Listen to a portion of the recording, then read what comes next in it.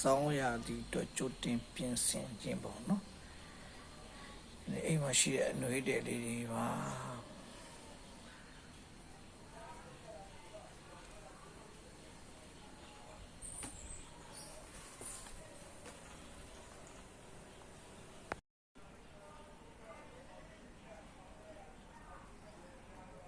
ဒီကောင်လေးကတော့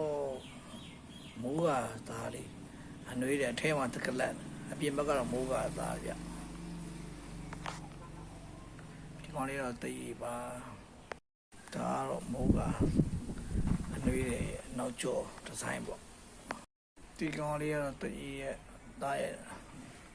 နောက်ဘက်ဒီဇိုင်းဖြစ်ပါတယ်ဒီကျွန်တော်တို့ဒီမိုးကသားနဲ့အနှွေးတယ်လေးကတော့အပေါ်မှာအုတ်ထုတ်လေးကစားပါပါတယ်ဗျ